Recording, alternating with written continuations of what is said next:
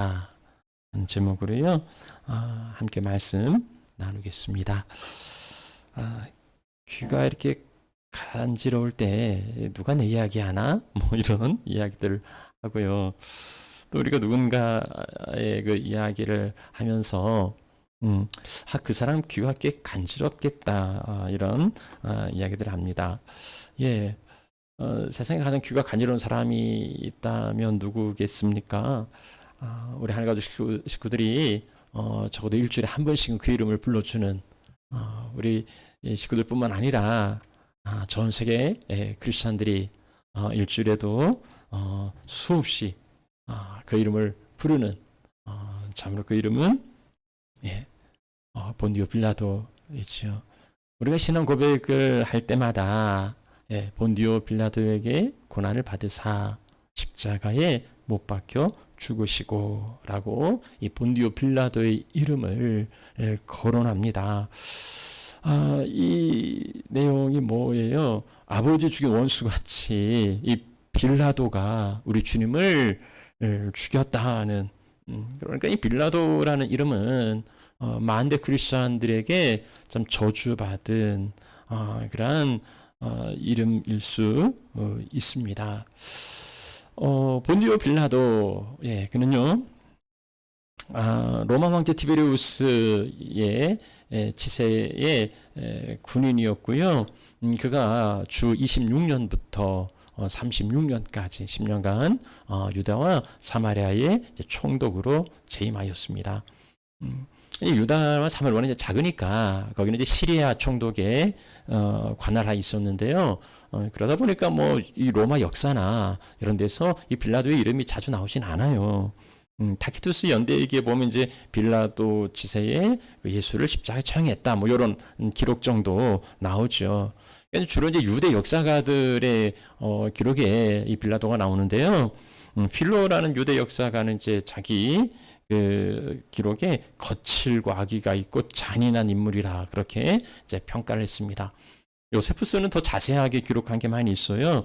요세푸스는 이제 빌라도가 굉장히 유다를 통치할 때 강압적으로 그렇게 통치한 거예요. 그래서 황제의 신상에나 그리고 로마의 신들이 새겨진 그 방패를 신전 안에다가, 감히 우상을 신전 안에다가 그렇게 걸기도 하고, 그럼 뭐 유대인들이 가만히 있겠습니까?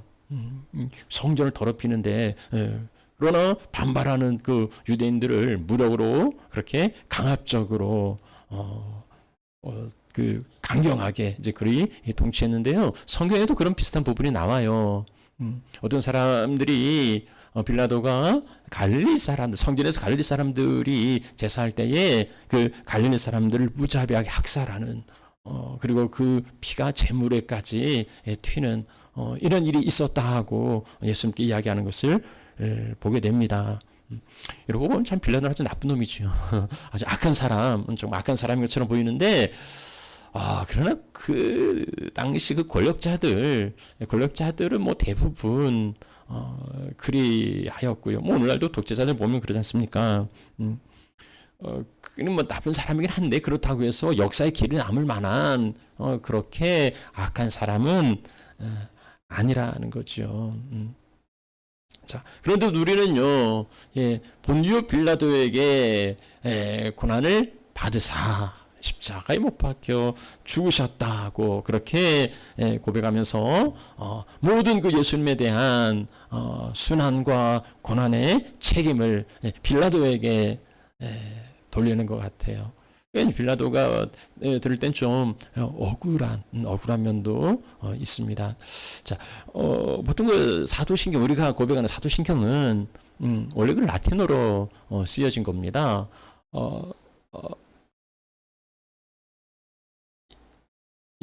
본디오 빌라도에게 고난을 받으사라는 부분은 이제 라틴어로 쓰여져 있는데요. 라틴어 원문에 보면은 서브라는 그 전치사를 써요. 본디오 빌라도 서브라는 그 전치사가 어떤 사람 이름 앞에 나올 때는 이제 그 치세에, 그러니까는 그 사람 시절 정도의 그 사람이 통치하던 그때 뭐 이런 정도 의미가 됩니다.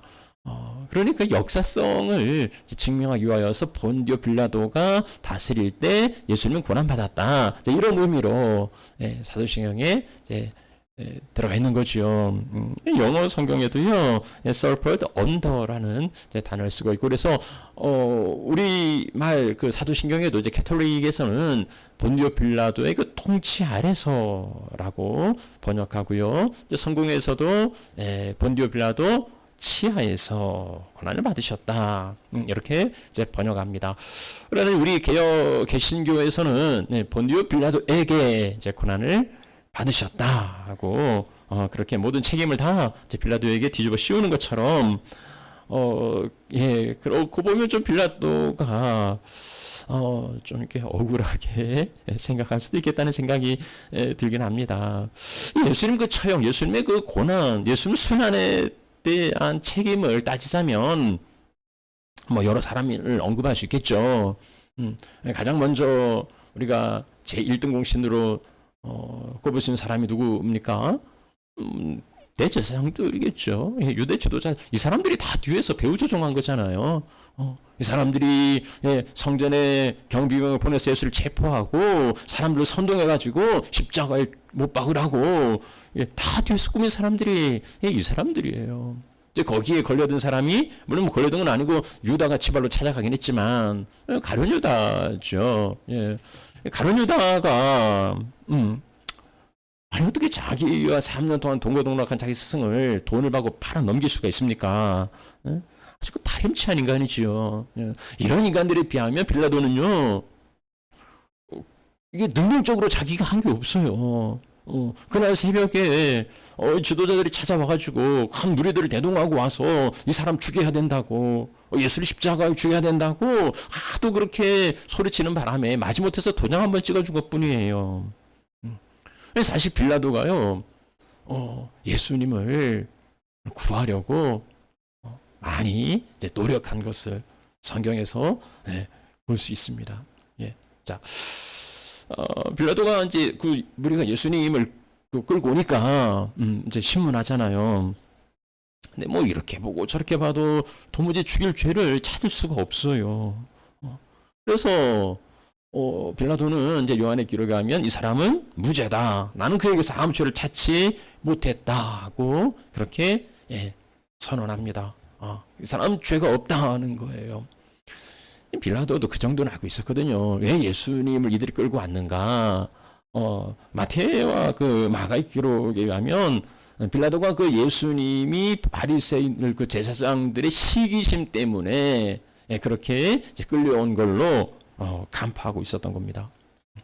더군다나 이제 그 자기 아내가 자기가 꿈 이야기를 하면서 저 사람은 의로운 사람이라고, 저 옳은 사람의 일에 당신은 상관하지 말라고 이런 이제 꿈 얘기까지 들었던 겁니다.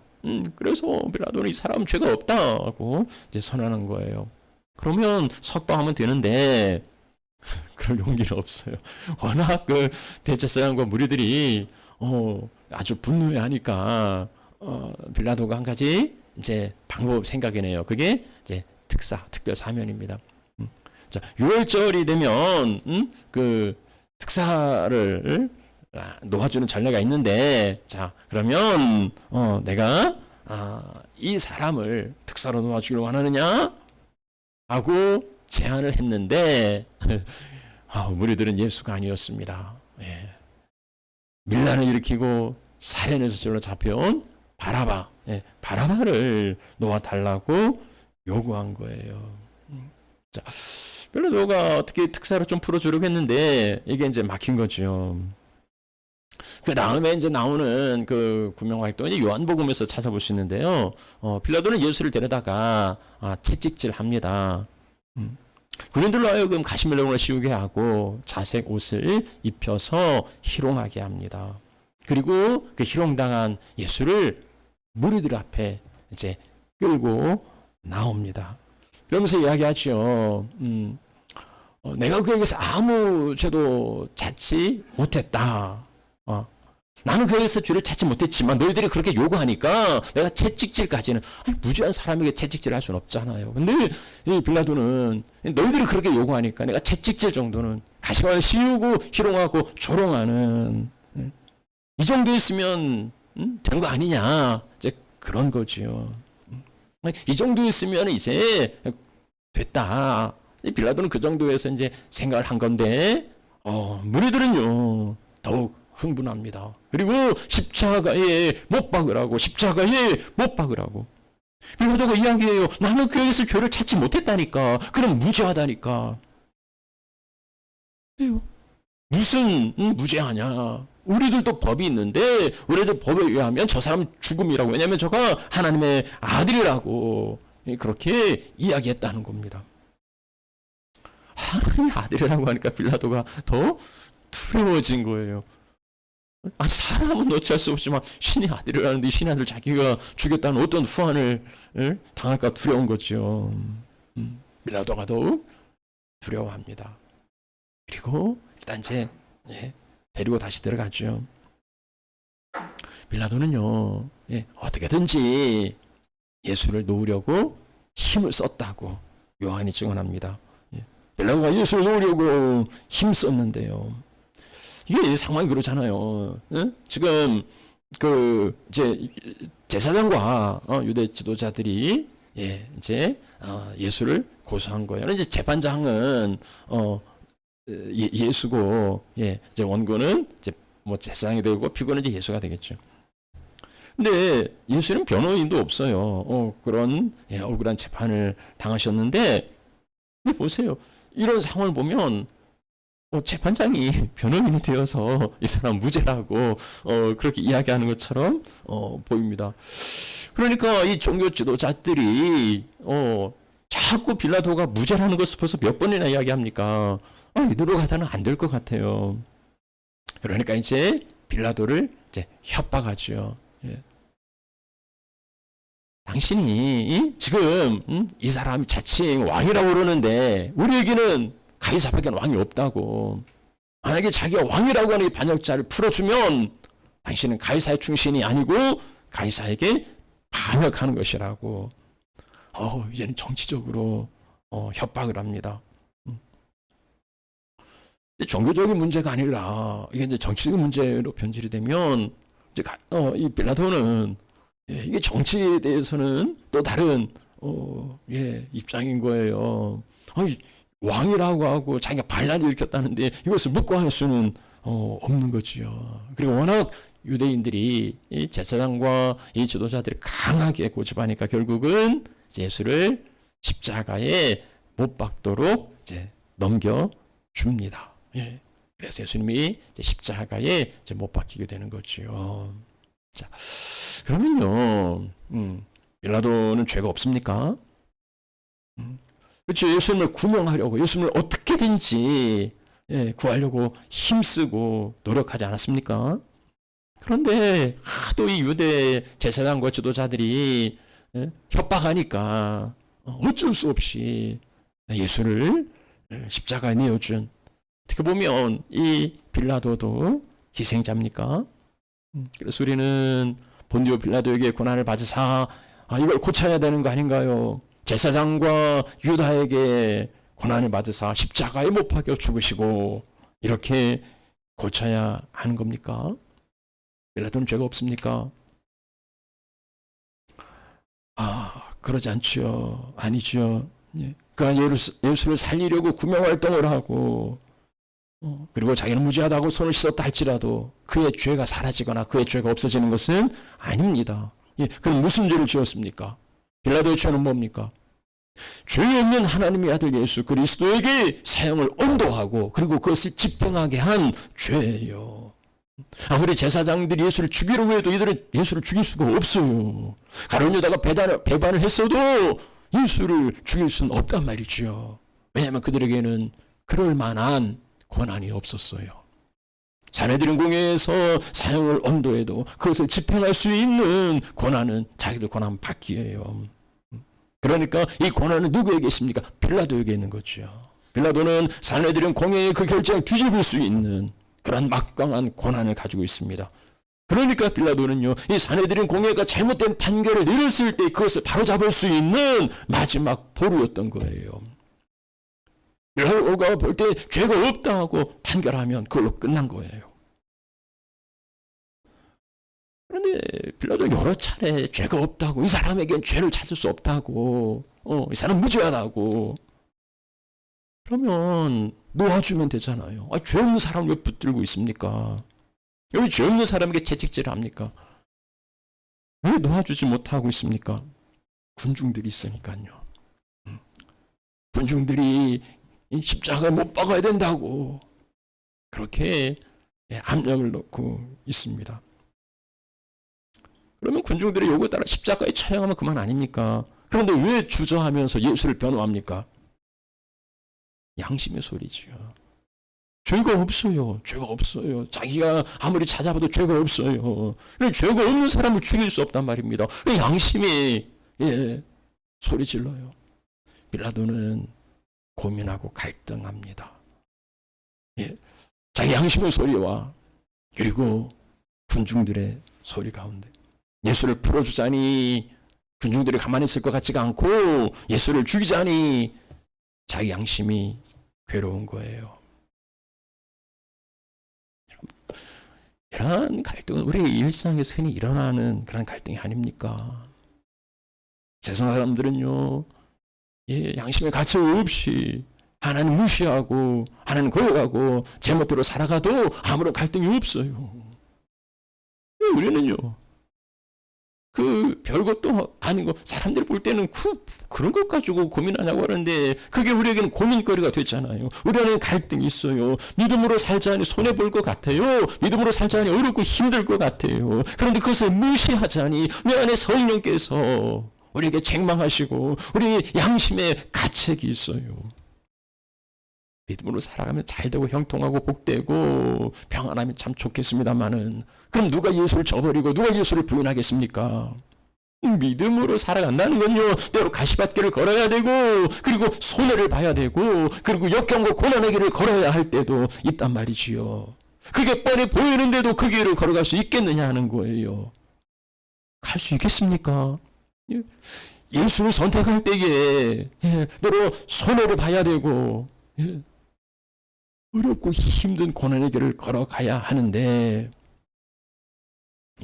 난 할 수 있다고, 나는 십자가도 질 수 있다고 그렇게 고백할 수 있으면 참 좋겠습니다만 쉽지 않죠. 예수냐 세상이냐, 그 빌라도의 고민이 우리 안에도 늘 있습니다. 빌라도는 이제는 모든 결정을 되돌릴 수 있는, 아니면 그것을 집행할 수 있는 그 마지막 최후의 보루였습니다. 저는 우리 시대의 양심과 우리 시대의 최후의 보루, 교회와 그리스도인들이 아니겠습니까? 남들은 다 그렇게 산다고 그래도요, 그거 아니라고 말할 수 있는, 그 브레이크를 걸 수 있는 그 마지막 사명. 오늘날 이 자본주의 세상 가운데 갇히는 돈이 없으면 못할 게 없다고 그 만몬 앞에 엎드립니다. 그렇지요. 그거 가지면 모든 걸 다 할 수 있다고 말해요. 그러나 이 상은 아무것도 아니라고, 그까짓 거 아무것도 아니라고 거부할 수 있는 그 마지막 보루 말이죠. 누가 그걸 무시할 수 있습니까? 그리스도인들은 만몬이 아니고 예수가 우리의 주인이니까 우리는 그걸 하찮게 여길 수 있는 거고 쓰레기로 똥으로 여길 수 있는 사람들이죠. 권력만 가지면 뭐든 다 할 수 있지 않습니까? 물론 안 가져봐서 모르겠지만 그러나 가진 사람들 보니까 별걸 다 해요. 별걸 다 정당화하고 그것을 정의라고 법이라고 이야기합니다. 그러나 우리는 우리에게 주어진 권력을 그렇게 쓰는 거 아니잖아요.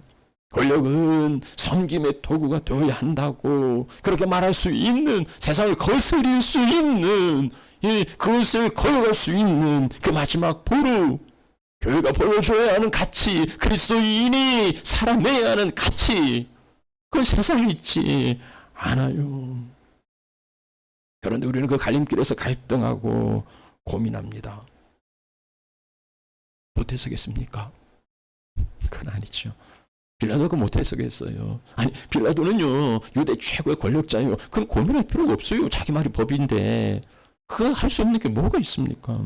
아니, 무자비하게 백성들을 다 그냥 싹쓸이 하는 것 보면, 예, 그가 지금 제사장이나 백성들을 두려워한 건 아닌 것 같아요. 빌라도가 고민하는 건 뭘까요? 이 나라를 좀 더 평화롭고 안정되게 세워가기 위한 그런 걸까요? 그렇지 않아요. 빌라도는 뭘 가지고 결정했을까요? 빌라도의 기준은 뭐였을까요? 이 상황에 따라 오락가락하지 않고 상황과 형편이 어떠하든지 간에 동일한 잣대, 동일한 기준을 우리가 가지고 있어야 하는 거죠. 빌라도의 기준은 뭐였을까요? 빌라도는요, 예수를 풀어주려는 마음보다도 더 강했던 거, 의를 지키고 양심의 소리를 듣는 것보다 더 강했던 거, 그건 자기 권력을 지키는 거였습니다. 빌라도는 상당히 권력지향적이라고 그래요. 보통 유대 총독이 한 3년이면 가는데 이 친구는 10년을 하고 있었으니 참 권력이 이 사람의 모든 거였던 거죠. 그럼 보세요. 빌라도가 어디에서 무리들에게 꺾입니까? 아무리 뭐 무리들이 압력을 해도 이 사람 죄 없어 라고 당당했던 빌라도가 무리들이 와서 그럼 당신은 가이사 충신이 아니야. 자칭 왕이라고 하는 사람을 두둔하면 저 반역자를 두둔하면 당신은 가이사의 충신이 아니라고. 우리는 가이사밖에 왕이 없는데 너는 왕이 또 있냐 뭐 이러면서 정치적으로 볼 때에 빌라도는요 자기 주장을 철회합니다. 그리고 꼬리 내리죠. 내가 어떻게 하랴 하고 답하죠. 그러면 내가 어떻게 하랴? 너희가 유대인의 왕이라고 하는 이 사람을 그럼 내가 어떻게 해주기를 원하니? 언제부터 빌라도가 백성들의 의견을 들었습니까? 자기 권력을 유지하기 위해서 너는 가이사의 충신이 아니라고 내가 황제한테 꼰질른다고 그 이야기에 빌라도는요 꼬리 내리고 그럼 내가 어떻게 해주랴? 니네 원하는 대로 다 해줄 거라고 이야기를 합니다. 자기 권력을 유지하기 위해서는 무리들의 요구를 들어주겠다는 거예요. 마가는요 빌라도가 예수를 십자가에 못 박으라고 넘겨준 까닭은 무리들에게 만족을 주기 위함이라고, 무리에게 만족을 주고자 하여서라고 말합니다. 빌라도가 선한 정치인이어서 백성들 기쁘게 하는 사람이어서 그런 겁니까? 아니죠. 자기의 권력을 유지하기 위하여서 무리들을 이용한 것 뿐입니다. 자기 양심의 소리에 귀를 막은 것 뿐이죠. 빌라도는 최후의 보루였어요. 그가 모든 잘못된 것을 바로잡을 수 있었어요. 그러나 그는 그렇게 하지 않았습니다. 자기 권력을 지켜가기 위하여서 죄와 타협한 거죠. 그리고서 일말의 양심이라도 있었는지 그는요 손을 씻고서 자기는 무죄하다고, 자기는 이 죄에 관여하지 않았다고 스스로 선언합니다. 손바닥으로 하늘을 가린다는 말이 있는데요, 그렇게 한다고 죄가 없어집니까? 손만 씻는다고 해서 자기의 죄가 없어지냐고요. 그게 아니라고. 우리는 사도신경을 통해서 본디오 빌라도에게 고난을 받아서 십자가에 못 박혀 죽였다고 그렇게 고백합니다. 왜 그렇습니까? 빌라도가 예수에게 사형 선고를 내린 거죠. 그것을 집행한 거죠. 손을 씻는 게 아니고, 손을 씻는 게 아니라 예수를 십자가에 내어주지 않아야 한 거지요. 예수의 무죄를 주장했다면 무죄한 사람을 지켜야 한 거죠. 그러나 자기 이익과 권력을 지키기 위하여서 예수를 십자가에 내어줍니다. 그러고서 손만 씻으면 된다고요. 얼마나 심플합니까? 우리 모든 죄를 용서받는 거 그저 손만 씻으면, 예수를 위하는 척하면서 예수를 믿는다고 하면서 내가 얻을 거 다 얻어내고 내가 찾을 거 다 찾아 먹고 그래서 나중에 손만 씻으면 그만이라는. 우리가 뭐 몰라서 그럽니까? 우리가 말을 못합니까? 다 알고 있고 얼마나 청산유수로 말은 잘합니까? 그런데 정작 우리의 믿음의 삶은 그 작은 이익 앞에서 조금 더 손해보지 않으려고 고민하고 갈등하고 계산합니다. 그러면서 그렇지, 얻을 거 얻고 누릴 거 다 누린 다음에 나중에 손만 씻으면 그만이지. 예, 손만 씻으면 그만이라는 것에 대하여서 얼마나 많은 사람들이 이 기독교 복음을 하찮게 가볍게 우습게 여깁니까? 정작 예수를 십자가에 내어주고 예수를 십자가에 못 박았으면서 자기가 한 거 아니라고, 예. 나는 누리기를 요구를 들어주었을 뿐이라고, 내 본심은 그게 아니었다고, 어쩔 수 없었다고 그렇게 한리와 한들, 그 죄가 없어지겠습니까? 그게 빌라도의 죄고요. 또 오늘 우리들의 죄이기도 합니다. 말씀을 마무리하죠. 본디오 빌라도에게 고난을 받으사 십자가에 못 박혀 죽으시고, 우리 모든 죄를 다 본디오 빌라도에게 뒤집어 씌울 게 아니라, 본디 내 안에 있는 그 빌라도, 본디오 빌라도가 내 안에도 있지 않습니까? 빌라도가 역사 속에 사라진 게 아니고요. 오늘날 내 삶에서도 내 안에서도 자주 만나볼 수 있습니다. 성령께서 책망하시는데 양심의 가책이 있는데도 생활에 얽매여서 그 작은 이익을 포기하지 못하고 진리에 침묵하거나 예수를 외면합니다. 사람들은 다 그렇게 살아요. 사람들이 다 그렇게 산다고 해서 우리도 그렇게 살 수는 없는 게 아닙니까? 왜 그렇습니까? 교회는요, 그리스도인들은 이 세상의 마지노선이에요. 최후의 보루예요. 결코 무너져서는 안 되는, 지켜야 하는 그 마지노선이 그리스도인들에게 있습니다. 세상을 향해 세상이 왜 그 모양이냐고. 왜 그 모양이긴요? 그리스도인들이 포기했으니까 그 모양이지요. 죄악된 사람들이 죄악대로 살아가는 게 자연스러운 거 아닙니까? 그러나 의로운 사람들이 죄악대로 살아가는 건 자연스러운 게 아니지요. 성령께서 우리 안에 책망하시고 우리의 양심이 우리를 고발할 때에 세상을 향해서 저항해내는, 그리고 그 진리를 삶으로 살아내는 그 사명이 오늘 우리 가운데에 있습니다. 어떤 형편과 어떤 상황에서도 흔들리지 않는 그 기준을 바르게 세워가야 하지요.